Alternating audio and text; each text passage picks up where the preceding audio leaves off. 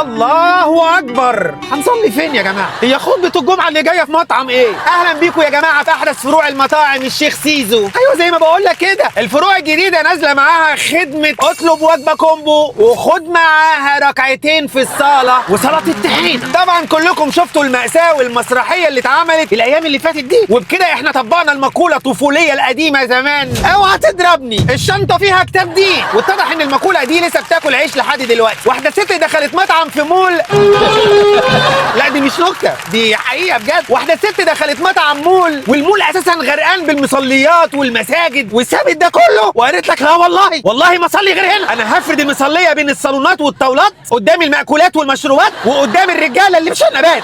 الله اكبر. بتعملي ايه يا وليه؟ انت بتعلني اسلامك قدام السلطه؟ يعني هي الفراخ البانيه كانت مكفراكي؟ بتثبتي حالا انك بتصلي قدام الطحينه. ولما الموظف يا عيني المغلوب على امره قال لها يا فندم ما يصحش، المكان ده مش مخصص للصلاه وفي مصليه قريبه من هنا جدا، قامت القيامه قالت له احمد يا عمر بيمنعوني اصلي، الحقوني يا مسلمين وسمعوني مقمعه.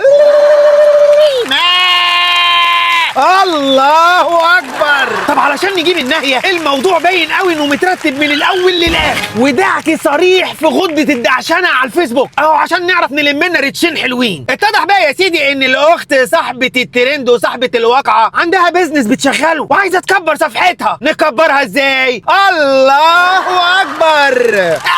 عملتها قبلك يا حلو. لا حوش السبحه اللي وقعت منك يا معلم. لا واتضح كمان انها صديقه الاخ اللي ماسك جروب المقمقه. ده غير بقى الاكونت بتاعها اللي كان عليه بوستات مقمقه كتير، بس مسحته يا ولا بعد الترند. قالت لك بدل ما ينقلب السحر على الساحر، يعني اللعبه مفهومه. بس اللي يفرسك بجد بقى هموت واعرف مين خطيب الجمعه اللي جايه في المطعم. ده اكيد الشيخ الشربيني، اصل الصلاه في المطعم ب1000 صلاه والدعوه هناك مستجابه جنب المشويات. مدد يا سيدي سيزر مدد. الله اكبر. وطبعا نجح الابتزاز الديني. وبدل ما المكان يطبق القانون ويحمي الموظف قال لك لا ما هو الزبون دايما على حق. حس كده بقى.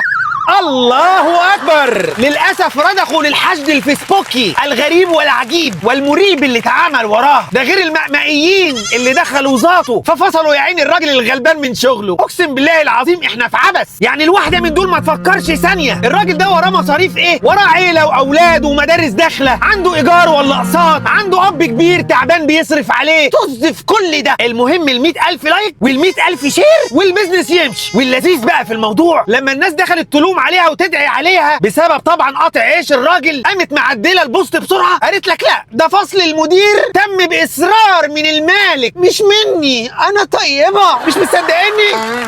طب اهو الله اكبر. قالت لك دي صدقه وجاريه على روح بابا عشان كده بصلي له قبل ما يموت. قال لي يا بنتي انا عايزك تصلي في كل المطاعم لانه كان ميت ونفسه في الكبده. مامي برضو لما ماتت ادتني وصيه، قالت لي يا بنتي لما اموت في اي بحر في اي شاطئ صلي. بقيت اخش الغريق وانا لابسه المايو واقول الله اكبر واسجد وانا كاتمه نفسي تحت البحر، لان الله يرحمها كانت ميته ونساها في السمك. حتى لما ماتت كانت مملحه. ساعتها احترنا ما عرفناش نعمل ايه، نشويها ولا نقليها، فقلنا ندفنها زي ما هي الصلاه دي يا استاذه ما علمتكيش اي حاجه خالص. هو احنا بنقول لك ما تصليش؟ لا بابا فعلا واضح الله يرحمه ما علمكيش اي حاجه برضه. يلا ربنا يجعله في ميزان حسناته يا حبيبتي. بعيدا بقى عن الهزار، قانونا ودينيا المطعم ده مكان عام وشخصي ملكيته خاصه للناس تاكل وتشرب، والمول مليان مصليات وفي اماكن مخصصه للسيدات واماكن مخصصه للرجاله. يعني لو كنت رحت صليت الظهر في مصلى النساء قبل ما تدخلي المطعم وتقولي ماء كان ايه يعني اللي جرى؟ مش تستني لاخر لحظه وتعملي مشكله وبلبله علشان تصلي قدام اللي رايح واللي جاي. والست اساسا صلاتها في بيتها، وفي الاماكن الستر افضل بكتير من انها تركع وتسجد والناس كلها قاعده بتاكل وبتبص عليها. انما هي الحركه عجبتهم، وبكره تلاقوا الجرعه دي بتتكرر كتير. اي حد عايز يعمل ترند دلوقتي يدخل في وسط اي مكان عام ويعمل مشكله ويطلع صوت ويقول لك منعوني. فالبجاحه ليها ناسها طالعه بكل بجاحه وجمال وابتسامه. تقول لك بقى انا قطعت رزق مدير مطعم وشرته وابتزيت المطعم وشرته وشهرت بيهم وفضحتهم، وده كله مش عشاني، دي صدقه جاريه في ميزان حسنات بابا. عن اذنكم